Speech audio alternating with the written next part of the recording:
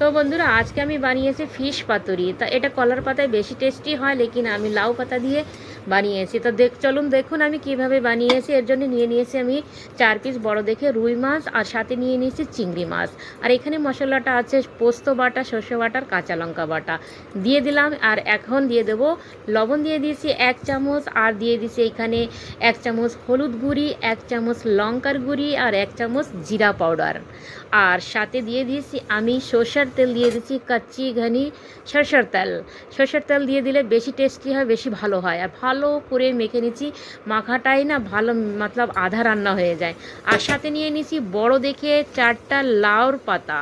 তবে পাতাগুলি একটু ফাটা আছে, কোনো অসুবিধা হবে না।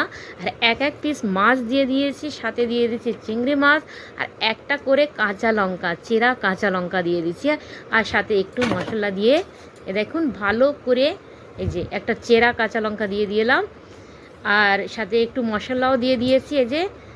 এই দেখেন গ্রেভি। আর লাউ পাতাটা একটু ছেঁড়া আছে, ফাটা আছে, কোনো অসুবিধা নেই। এই মতলব মার্কেটে আমি এইরকমই পেয়েছিলাম। তো এখন ভালো করে সেই যে সুতো দিয়ে, দেখো সাদা সুতো দিয়ে আমি বেঁধে দিচ্ছি। এই যে ভালো করে চারো তরফে আমি এরম করে বেঁধে দিছি। তো 4 পিস বানাবো আমি। তো 4 পিস আমি এইভাবেই দেখো এক পিস মাছ, আর একটা দুটো করে আমি চিংড়ি মাছ দিয়ে দিছি, একটা চেরা কাঁচা লঙ্কা দিয়ে দিছি, একটু মশলা দিয়ে দিছি।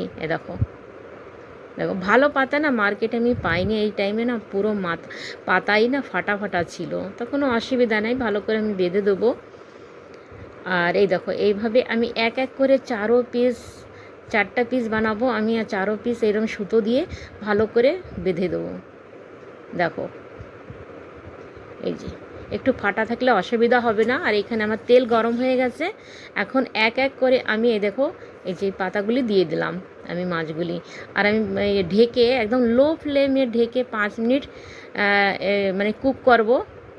এখন আমি ঢেকে দেবো। আর 5 মিনিট পরে একদম লো ফ্লেমে, দেখো হাই ফ্লেম দিলে পুড়ে যাবে, নিচের থেকে জ্বলে যাবে। কেননা এই পাতাটাও খাওয়া হবে।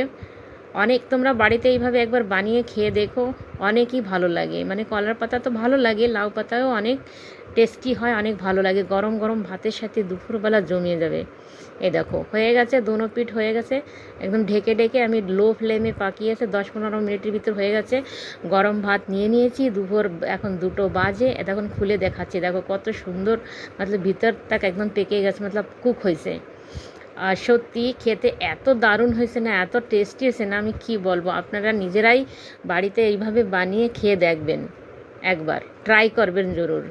তো যে কোনো মাছ দিয়ে আপনারা করতে পারেন। ভিডিও ভালো লাগলে লাইক করেন, শেয়ার করেন।